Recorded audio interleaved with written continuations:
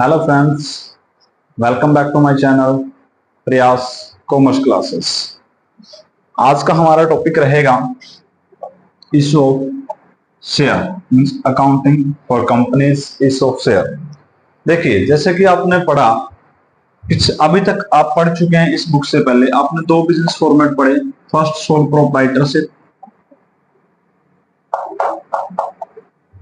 Proprietorship आप पढ़ चुके हैं एंड पार्टनरशिप।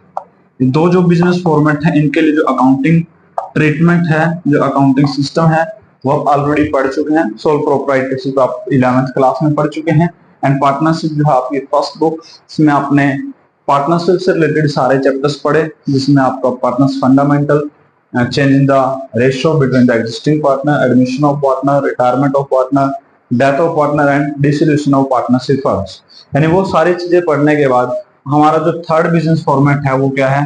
कंपनी। देखिए, कंपनी की जो स्थापना है, कंपनी की जो फॉर्मेशन है वो क्यों हुई? क्योंकि कुछ लिमिटेशन थी। जैसे कि हमने पढ़ा कि सोल प्रोप्राइटरशिप की कुछ लिमिटेशंस जब आई हमारे सामने, तो हमने क्या इंट्रोड्यूस कर दिया? पार्टनरशिप। और जब पार्टनरशिप की कुछ लिमिटेशंस इन दोनों की, तो वहां से क्या हुआ? कंपनी क्रिएट की गई। तो यहाँ पे लिमिटेशंस क्या थी? सेम लिमिटेशंस थी कि एक तो आपके पास लिमिटेड कैपिटल थी, लिमिटेड कैपिटल।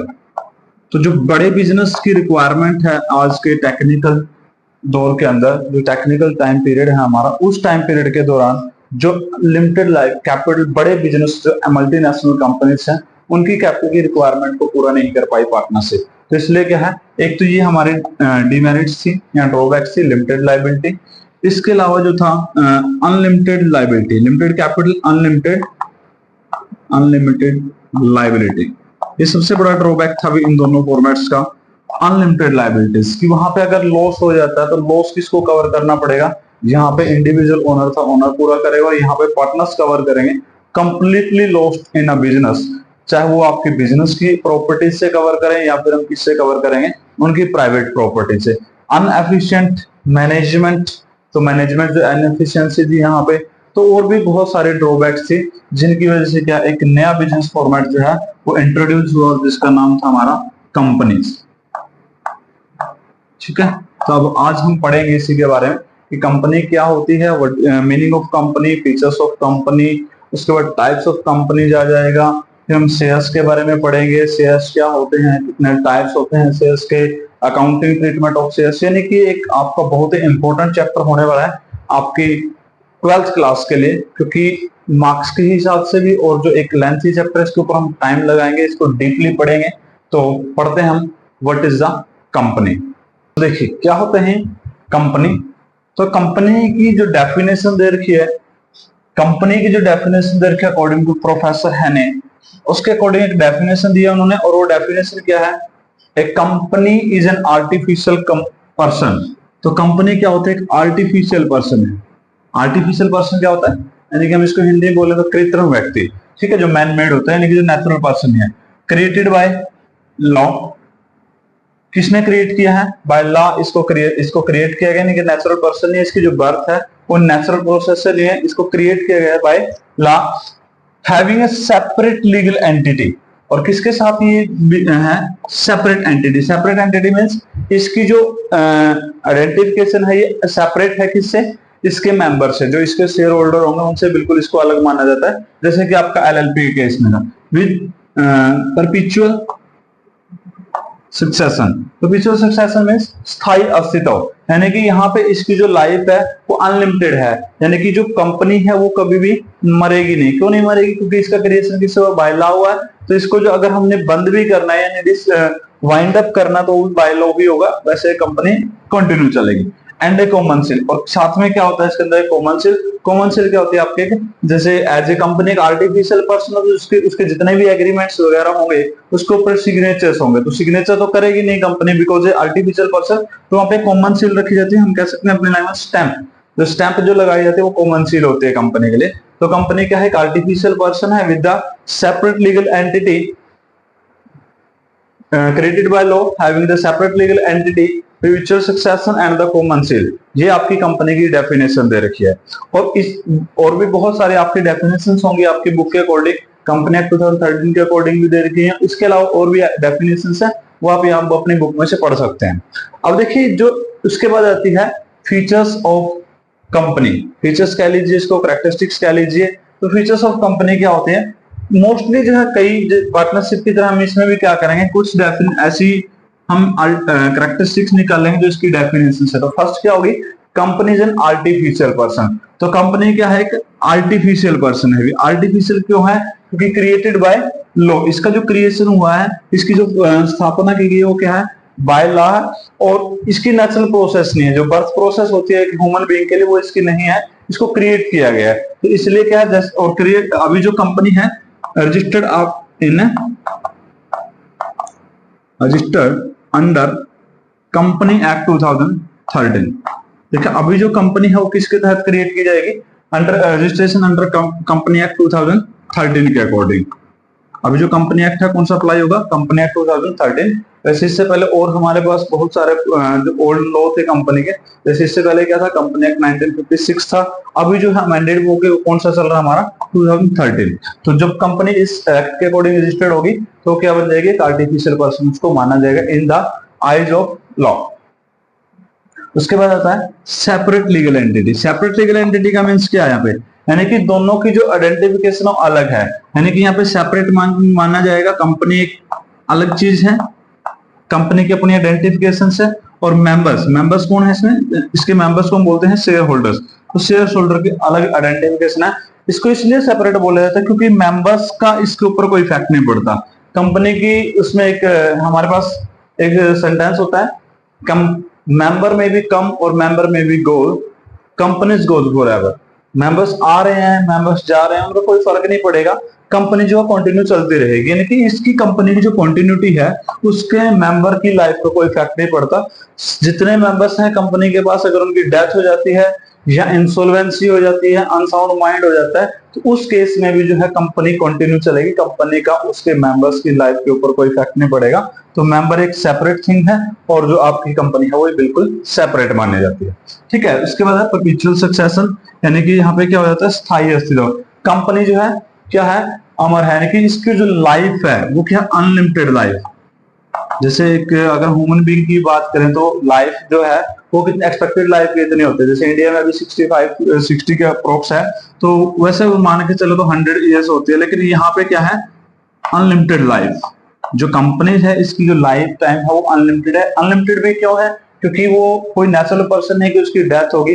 इसका क्रिएशन बाय लॉ हुआ है, तो इसका जो वाइंड अप होगा या इसका जो डिसोल्यूशन होगा या इसका जो लिक्विडेशन हम इसको कह सकते हैं वो किसमें होगा?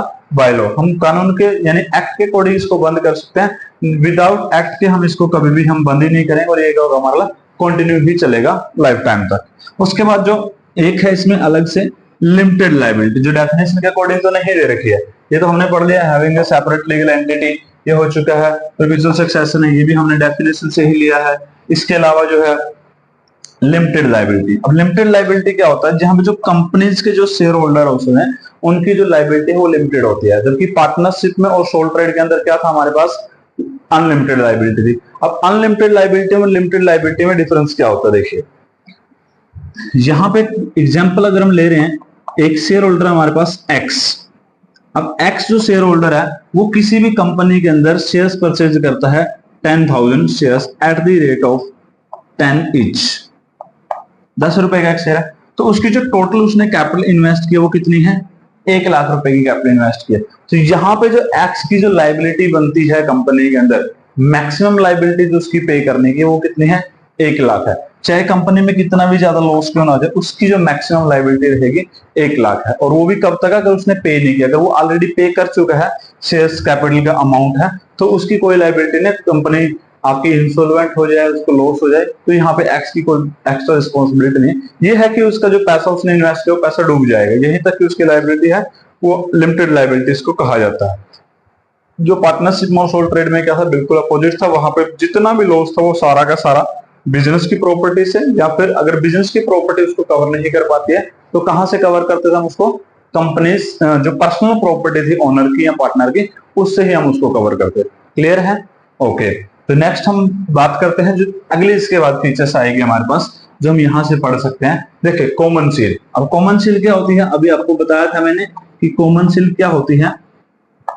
Company is an artificial person, company एक आर्टिफिशियल पर्सन है, और जब एज ए पर्सन उसको ट्रीट कर रहे हैं तो उसको जब भी वो एम्प्लॉयज के साथ, उसके डायरेक्टर्स के साथ, अदर कंपनीज के साथ, उसके काफी सारे क्या होंगे यहाँ पे एग्रीमेंट्स होंगे। तो एग्रीमेंट्स जब उसको साइन करने हैं तो एग्रीमेंट साइन करने के लिए क्या चाहिए, सिग्नेचर्स की जरूरत पड़ेगी, और सिग्नेचर कंपनी कर नहीं सकती बिकॉज वो क्या सिर्फ डॉक्यूमेंट्स में पर्सन, एक्चुअल में कोई पर्सन है ही नहीं है। तो वहां पे क्या है, कंपनी का क्या यूज होगा, स्टैंप्स यूज होंगी भी। किसको बोलते हैं, कॉमन सील, यानी जो कंपनी की स्टैंप्स यूज होंगी उन स्टैंप को क्या बोला जाता है, कॉमन सील, जो कंपनी के सिग्नेचर्स का काम करती है। तो कंपनी किसके साथ रजिस्टर होती है, having a common seal. Clear है। तो यहां तक हमारे जो फीचर्स निकल के आए। उसके बाद नेक्स्ट जो हम यहाँ पे फीचर्स पढ़ेंगे, देखिए नेक्स्ट हमारे पास और जो फीचर्स बचेंगे हमारे पास क्या है, ट्रांसफरेबिलिटी ऑफ शेयर्स। तो ट्रांसफरेबिलिटी ऑफ शेयर्स क्या होता है, देखो पार्टनरशिप के अंदर क्या था कि जब भी कोई न्यू पार्टनर एडमिट हो रहा है तो एडमिशन के केस में every partner has a right to disallow the admission of new partner. तो हर एक पार्टनर्स के पास राइट था कि एडमिशन ऑफ न्यू पार्टनर को डिसअलाउ कर सकता था। यानी कि जब भी कोई नया पार्टनर एडमिट होगा या शेयर ट्रांसफर होगा किसी का, तो उसके लिए क्या था, सारे पार्टनर्स का एग्री होना कंपलसरी था। बट यहाँ पे क्या है, ट्रांसफरेबिलिटी ऑफ शेयर्स अवेलेबल है। यानी कि जैसे आपने नाम सुना होगा स्टॉक एक्सचेंज, जैसे हम बात करते हैं शेयर्स मार्केट की, तो वहां पे शेयर मार्केट के हम शेयर्स परचेज करते हैं। अब देखो मैंने किसी भी कंपनी के शेयर्स परचेज कर लिए, मान के चलिए टाटा लिमिटेड के मैं शेयर्स हैं वो परचेज करता हूँ 1000 shares at the rate of 100 each. तो ये शेयर्स जो मैं इशू करता हूँ, आज मैंने इसको 100 में परचेज किया, कल मेरे को लगता है भी इसकी जो मार्केट वैल्यू इंक्रीज होगी और मैं इसको कल बेच सकता हूँ। यानी कल मैं इसका ओनर था टाटा लिमिटेड का, बट आज मैं इसका शेयर होल्डर नहीं। तो कभी भी जब हम चाहें, अगले दिन मेरे को लगता है कि प्राइस डाउन आ रहे हैं तो मैं परचेज करना चाह रहा हूँ, किसी अदर कंपनी के शेयर परचेज कर सकता हूँ, जब इच्छा होगी मैं उसको बेच सकता हूँ अकॉर्डिंग टू माई सिचुएशन। तो यहाँ पे क्या होगा, ट्रांसफरेबिलिटी है, जो शेयर्स है वो कभी भी हम ट्रांसफर कर सकते हैं। और जो ये आपकी जो फीचर्स है किसके ऊपर अप्लाई होते हैं, नॉर्मली अगर हम बात करें तो ये ओनली पब्लिक कंपनी के ऊपर अप्लाई होती है, ये प्राइवेट कंपनी के ऊपर आपकी अप्लाई नहीं होती है। जो फीचर्स है सिर्फ और सिर्फ किसके ऊपर अप्लाई होती है, आपकी पब्लिक कंपनी के ऊपर, प्राइवेट के ऊपर नहीं होगी। और लास्ट यहाँ पे हम यहाँ पे पढ़ सकते हैं आपकी एक और फीचर्स की separation of management from its ownership. यहाँ पे जो ओनरशिप है और मैनेजमेंट है दोनों ही सेपरेट होते हैं। क्यों होता है, देखो ओनरशिप किसके पास होती है, शेयर होल्डर के पास। अब देखो शेयर होल्डर एक कंपनी के अंदर लाखों हो सकते हैं, नंबर्स ऑफ शेयर्स के बराबर हो सकते हैं। अगर मैं बात करूं पब्लिक कंपनी, अगर कोई कंपनी है 1 करोड़ रजिस्टर्ड 1 करोड़ शेयर्स हैं उसके पास at the rate of 100 each, तो 100 रुपए के हिसाब से अगर उसके पास 100 करोड़ के साथ कंपनी रजिस्टर्ड है तो इसके मैक्सिमम 1 करोड़ शेयर होल्डर हो सकते हैं। तो इतने अगर शेयर होल्डर आपके कंपनी के अंदर मैनेजमेंट में पार्टिसिपेट करेंगे तो कंपनी क्या होगी, स्मूथली रन नहीं कर पाएगी। ठीक है, because participation of the insufficient shareholder, बहुत ज्यादा आपके पास पर्याप्त मात्रा में शेयर होल्डर है, ये नहीं कर सकते। तो यहाँ पे क्या, और दूसरा एक और कारण है, जैसे मैंने बोला कि अभी क्या कर सकते हैं, शेयर्स खरीद सकते हैं, शाम को इसको बेच सकते हैं। तो बार बार क्या होता है, शेयर होल्डर चेंज हो सकते हैं, इसलिए वो मैनेजमेंट में पार्टिसिपेट नहीं करते हैं। मैनेजमेंट के लिए क्या होगा, अलग से जो है वो मैनेजमेंट यहाँ पे डिसाइड की जाती है, जो आपकी रेमुनरेशन उनको पे किया जाता है वो ही कंपनी की मैनेजमेंट करेंगे, जिसको हम बोर्ड ऑफ डायरेक्टर्स कह सकते हैं, या जर्नल मैनेजर्स हैं या डिपार्टमेंटल मैनेजर्स हैं। जो मैनेजर्स हैं वही आपकी क्या करेंगे, इसके अंदर मैनेजमेंट कर रहे हैं कंपनी। ठीक है, तो ये था हमारा मीनिंग ऑफ कंपनी हमने पढ़ा। उसके बाद हमने क्या पढ़ा, अभी इसकी फीचर्स पढ़ रहे हैं। आर्टिफिशियल पर्सन है, क्रिएटेड बाय लॉ है, with having the separate legal entity and with perpetual succession and common seal. ठीक है, इसके अंदर हमने फीचर भी यही पढ़ी कि आर्टिफिशियल पर्सन होते हैं क्योंकि क्रिएटेड बाय लॉ है, इसके अलावा सेपरेट लीगल एंटिटी है, इसके मेंबर से बिल्कुल अलग होती है, परपेचुअल सक्सेशन है, इसकी कोई लाइफ टाइम नहीं है, ये अनलिमिटेड लाइफ टाइम इसके पास होता है। इसके अलावा कॉमन सील यानी कि इसकी स्टैंप यूज होगी, इसकी सिग्नेचर की बजाय ट्रांसफर कर सकते हैं शेयर्स को जब इच्छा होगी। इसकी जो ओनरशिप और मैनेजमेंट से सेपरेट होती है। और एक हमारे यहाँ पे क्या थी कि लिमिटेड लाइबिलिटी होती है कंपनी के केस में। ये हमारी फीचर्स थी। तो ये अब जो हम पढ़ेंगे इसमें नेक्स्ट जो टॉपिक है हमारे पास वो क्या है, काइंड ऑफ कंपनीज। देखिए क्या होता है टाइप्स ऑफ कंपनी। अगर हम यहाँ पे टाइप्स ऑफ कंपनी की बात करें तो कंपनी को देखो कितने पार्ट्स में डिवाइड किया जा सकता है। हमारे पास काफी सारे पार्ट हैं भी जिसके अंदर हम कंपनीज को डिवाइड कर सकते हैं। तो कंपनी को देखिए भी कितने पार्टों में डिवाइड कर दिया इसने आगे। फर्स्ट हम बात करते हैं अनलिमिटेड कंपनी। अनलिमिटेड कंपनी नाम से ही पता लग रहा है, अनलिमिटेड लायबिलिटी कंपनी। अभी आप कहेंगे पहले तो हमने बात ही नहीं की थी कंपनी के अंदर क्या होता है, लिमिटेड लायबिलिटी होता है, बट यहाँ पे देखिए एक पार्ट है ये हमारा, एक टाइप है इसका कि अनलिमिटेड लायबिलिटी। अनलिमिटेड लायबिलिटी में क्या हो गया कि यहाँ पे no limit of liability, liability कोई लिमिट नहीं है। तो यहाँ पे क्या हो जाता है इस केस में, अगर कोई भी कंपनी जो है एक्सेस लॉस सफर करती है, यानी उसका जो लॉस है काफी ज्यादा लॉस है, बहुत ज्यादा लॉस हो जाता है, तो वो लॉस कौन कवर करेगा यहाँ पे? सबसे पहले जो लॉस है वो कहां से कवर किया जाएगा? कंपनी की जो आपकी प्रॉपर्टी है, कहां से कवर करेंगे? फर्स्टली उसको कंपनी की प्रॉपर्टी से, प्रॉपर्टीज। और अगर कंपनीज की प्रॉपर्टी से वो लॉस कवर नहीं होता तो वो लॉस कहां से कवर किया जाएगा? जो आपकी शेयर होल्डर या मेंबर्स हैं, शेयर होल्डर्स की प्रॉपर्टी से, शेयर होल्डर्स प्रॉपर्टी। तो यहाँ पे क्या आ गया, तो जो शेयर होल्डर की प्रॉपर्टीज है वो यहाँ पे सेफ नहीं है। यहाँ पे सेम फीचर आ जाते हैं किस टाइप की, जो आपकी पार्टनरशिप में थी, सोल ट्रेड में थी, यानी कि जो वहां पे कंपनी का एक्स्ट्रा लॉस है वो अगर कंपनी की प्रॉपर्टी से कवर होता है तो ठीक है, नहीं कवर हो पाता तो क्या करेंगे, वहां पे जो ओनर्स की या शेयर होल्डर की जो पर्सनल प्रॉपर्टी है वहां से इसको पूरा किया जाता था। तो यहाँ पे अभी जो है करंट में इंडिया में इस टाइप की कोई कंपनी जो है वो रन नहीं कर रही है, इंडिया में ऐसी कोई कंपनी अभी रन नहीं कर रही है, ये पहले थी। ठीक है, सेकंड जो हमारे पास कंपनी का टाइप आता है, कंपनी लिमिटेड बाय गारंटी। अब यहाँ पे गारंटी का मैटर आ गया कि है तो कंपनी लिमिटेड, लायबिलिटी है तो लिमिटेड, लेकिन कहां तक लिमिटेशन है उसकी?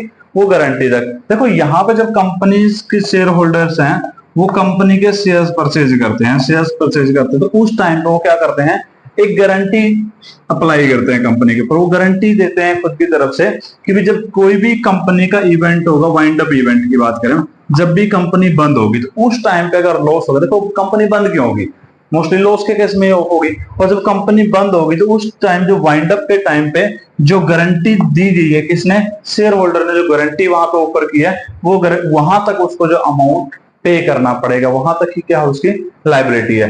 एग्जाम्पल अगर मैं लूं तो उसने 1 लाख रुपए के शेयर्स खरीदे हैं, बट वो गारंटी देता है कि वाइंड अप के केस में वो क्या करेगा, 3 लाख तक का जो लॉस है वो खुद कवर करने की रिस्पॉन्सिबिलिटी देता है या गारंटी देता है। तो यहाँ पे उसकी मैक्सिमम लायबिलिटी कितनी हो सकती है? 3 लाख तक हो सकती है। ये है limited, company limited by guarantee. ठीक है, ये भी हमारी बहुत ही कम है जो कंटिन्यूटी है इनकी। अब सबसे मेन जो हमारे पास कंपनी है, जो इंपॉर्टेंस भी है, वो क्या है? Company limited by shares. तो कंपनी की जो लायबिलिटी है वो कहां तक है? शेयर्स तक। तो यहाँ पे देखो जो भी उनकी शेयर्स की नॉमिनल वैल्यू होगी, कहां तक? Nominal value of shares. तो जो भी नॉमिनल वैल्यू है उसके शेयर्स की, वहीं तक लायबिलिटी है। अगर मैं यहाँ पे एग्जांपल लेता हूं 10,000 shares at the rate of 100 each, ये हमने क्या है कंपनी के अंदर शेयर्स परचेज करके, तो हमारी जो मैक्सिमम लायबिलिटी बनती है कंपनी के अंदर कितना? 10,000 मल्टीप्लाई 100, यानी 10 लाख हमारी क्या हो जाती है? यहाँ पे मैक्सिमम लायबिलिटी है कंपनी की प्रति, जब हमने पे करनी है। इससे ज्यादा हमारी कोई लायबिलिटी नहीं है। कंपनी को लॉस हो रहा है, कंपनी को प्रॉफिट हो रहा है तो हमें डिविडेंड मिल ही रहा है, बट लॉस के केस में भी अगर कंपनी की लिक्विडेशन फेस करती है कंपनी, तो उस केस में भी क्या होगा, हमारी जो मैक्सिमम लायबिलिटी है वो कितनी रहेगी? 10 लाख ही रहेगी। ठीक है, यही हमारी सबसे ज्यादा कंटिन्यूटी में है और यही हमारे सबसे फेमस फॉर्म है किसकी? कंपनी की। उसके बाद जो हमारा है, अब इसके आगे और भी टाइप बना दिए गए हैं। कंपनी लिमिटेड बाय शेयर्स जो हम पढ़ रहे हैं, जो कंटिन्यूटी में है, तो इसके आगे पार्ट बना दिए गए। तो कंपनी लिमिटेड बाय शेयर्स के कितने पार्ट हो जाते हैं? फर्स्ट हमारे पास हो जाता है प्राइवेट कंपनी, एक हो जाता है हमारे पास पब्लिक कंपनी, और थर्ड हमारे पास क्या होता है? ओपीसी, यानी कि 1 पर्सन कंपनी की बात करते हैं। अब प्राइवेट कंपनी क्या होती है, पब्लिक कंपनी क्या होती है भैया? देखो नाम तो देखिए क्या होता है प्राइवेट कंपनी। अब प्राइवेट कंपनी की अगर हम बात करें तो प्राइवेट कंपनी क्या है? Company act 2013 section 2 sub section 68 के अकॉर्डिंग कुछ कंडीशंस हैं, टर्म्स दे रखे हैं जो आपकी प्राइवेट कंपनी के ऊपर अप्लाई होती हैं, तो प्राइवेट कंपनी अदरवाइज नहीं है। फर्स्ट क्या है? Restrict the transfer of shares.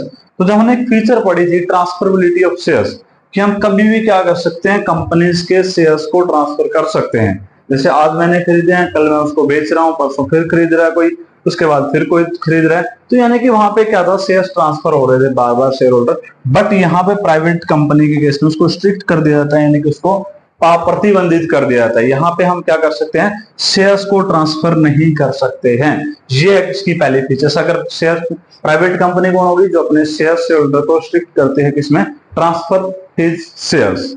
Second जो है बात करते हैं इसकी नंबर्स ऑफ मेंबर की या नंबर ऑफ शेयर होल्डर की। तो इसके अंदर जो मिनिमम हमारे पास शेयर होल्डर रहेंगे वो कितने रहेंगे 2, और मैक्सिमम की अगर बात करें तो मैक्सिमम कितने हो सकते हैं 200।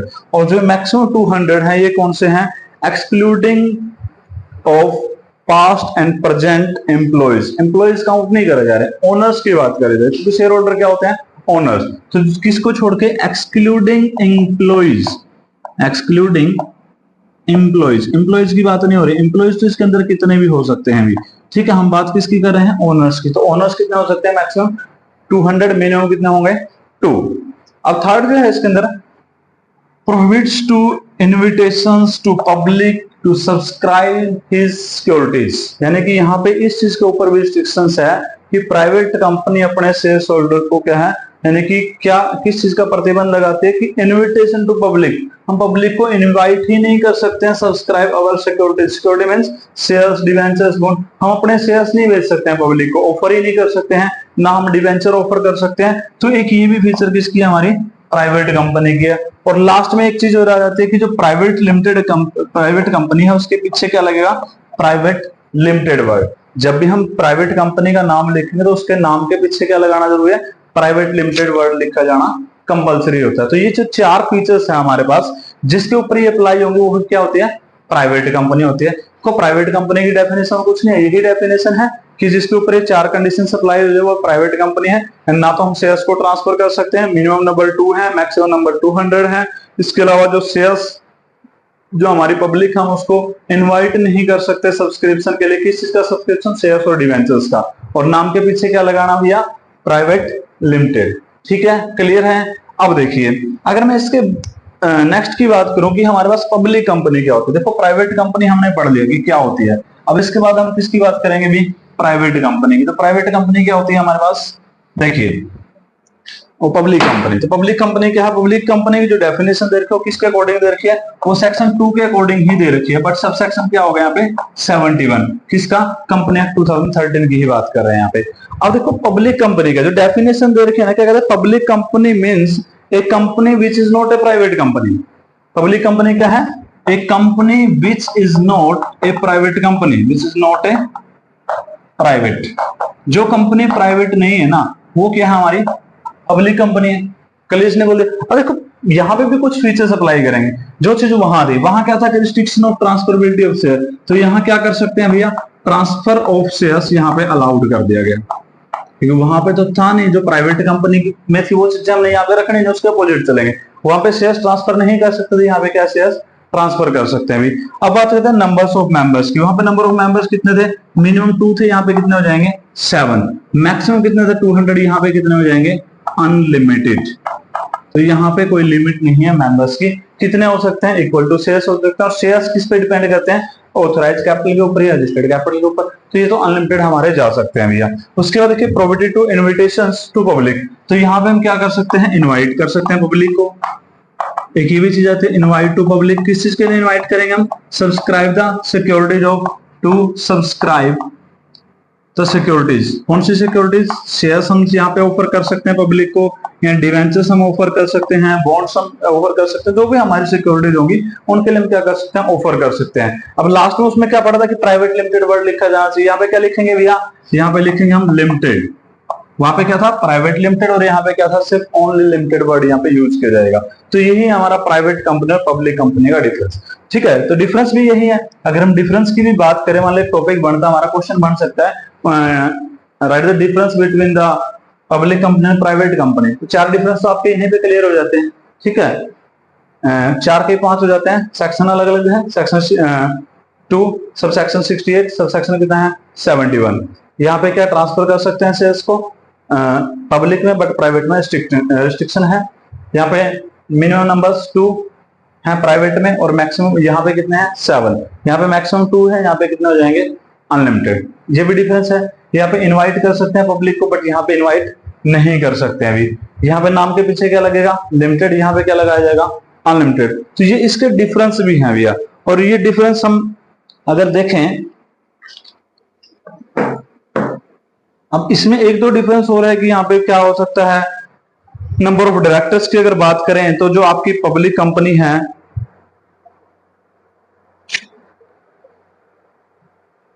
तो देखो एक डिफरेंस ये हो सकता है कि डायरेक्टर की अगर बात करें तो नंबर ऑफ डायरेक्टर्स हो सकते हैं। तो डायरेक्टर जो है प्राइवेट कंपनी के अंदर जो डायरेक्टर रहेंगे वो कितने होंगे भी आपके डायरेक्टर, वो 2 मिनिमम जो है 2 डायरेक्टर्स रहेंगे।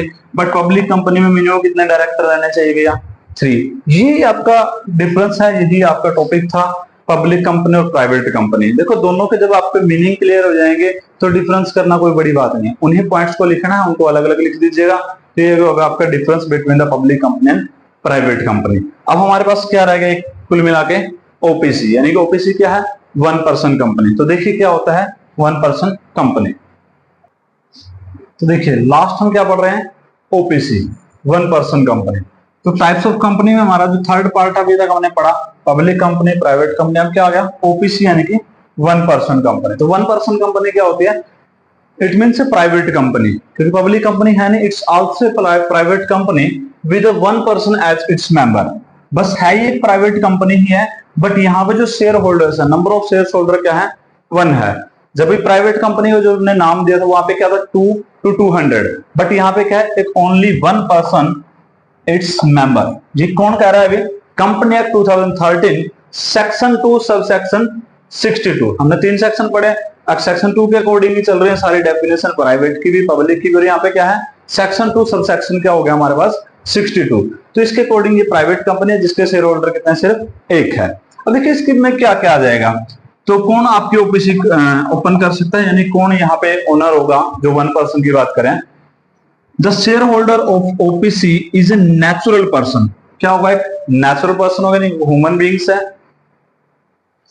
Citizen and residence of India, क्या है वो, सिटीजनशिप हो जिसके पास इंडिया के नहीं भारत का नागरिक हो, सिटीजनशिप ऑफ इंडिया, और रेजिडेंस ऑफ इंडिया यानी कि भारत का ही क्या हो निवासी हो, रेजिडेंस हो इंडिया का।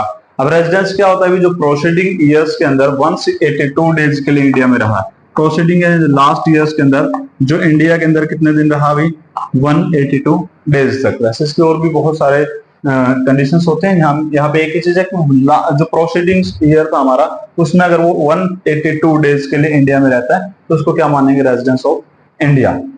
ठीक है, तो सिटीजनशिप भारत का नागरिक हो यानी कि उसके बाद सिटीजनशिप हो। अब देखिए 1 person can form 1 OPC.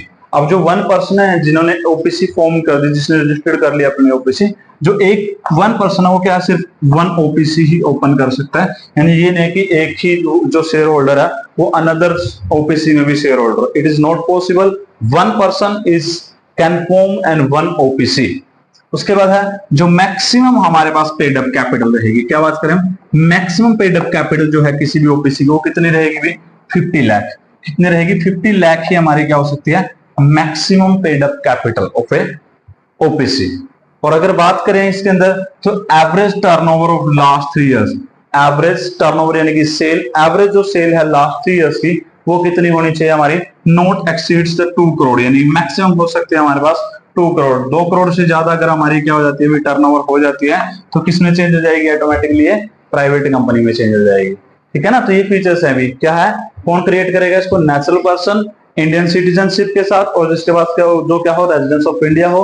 1 person can form 1 OPC and maximum जो पेड अप कैपिटल हो जो 50 लाख, मैक्सिमम टर्नओवर जो है एवरेज 3 इयर्स की वो कितनी होगी आपकी 2 करोड़, इससे ज्यादा नहीं होगी। अब उसके बाद अगर हम देखें इसका पर्पज क्या होगा अभी, तो इसका जो पर्पज है वो सिर्फ और सिर्फ बिजनेस करना है। बिजनेस पर्पज के साथ ही हम क्या ओपीसी क्रिएट करते हैं, नॉट ए चैरिटेबल पर्पज। यानी कोई भी ओपीसी किसी भी चैरिटेबल के लिए, चैरिटेबल ट्रस्ट की फॉर्म में नहीं हो सकती है। जो कंपनी होगी ओपीसी वो क्या होगी, सिर्फ और सिर्फ बिजनेस के लिए ही क्रिएट की जाएगी। ठीक है, नेक्स्ट हमारा अगर हम बात करें कन्वर्ट कब हो सकती है अभी, अगर हम इसको कन्वर्ट करना चाहें, कन्वर्ट किसमें होगी भी ये another types of company. Other types of company means private company और पब्लिक कंपनी। तो कंपनी को हम क्या है विद इन द 2 इयर्स में हम क्या कर सकते हैं, कभी भी इसको कंपनीज में, प्राइवेट कंपनी में या पब्लिक कंपनी में कन्वर्ट कर सकते हैं एक लीगल प्रोसेस के तहत। बट लेकिन वहां पे कंपलसरी हो जाता है अभी हमारे लिए ओपीसी को कन्वर्ट करना, जहां पे जो हमारी मैक्सिमम पेड अप कैपिटल क्या जाए मोर देन 50 लाख। अगर हमारी कैपिटल जो है यानी कि जो हमारी पेड अप कैपिटल है वो क्या हो जाती है अभी मोर देन 50 लाख, अगर ये हो जाती है तो ऑटोमेटिकली किसमें कन्वर्ट हो जाएगी, प्राइवेट कंपनी में। और या फिर क्या हो जाए जो हमारी एवरेज टर्नओवर है, एवरेज टर्नओवर कह लीजिए, इसको एवरेज सेल कह लीजिए। तो एवरेज टर्नओवर जो है अगर हमारी क्या हो जाती है exceeds to 2 crore, it's automatically converted into the public company और प्राइवेट कंपनी, ठीक है। तो प्राइवेट कंपनी में वो ऑटोमेटिकली चेंज हो जाएगी। तो ये था हमारा आज की वीडियो का topic, accounting for the companies. इस ऑफ शेयर्स का चैप्टर पढ़ रहे हैं, इसमें थ्योरी काफी लंबी है, हम थ्योरी को डिटेल में पढ़ें क्योंकि एमसीक्यू में बहुत सारी थ्योरी पूछी जाती है। एक इंपॉर्टेंट चैप्टर है, काफी मार्क्स का आने वाला है। तो थैंक्स फॉर वॉचिंग, मिलते हैं नेक्स्ट वीडियो में।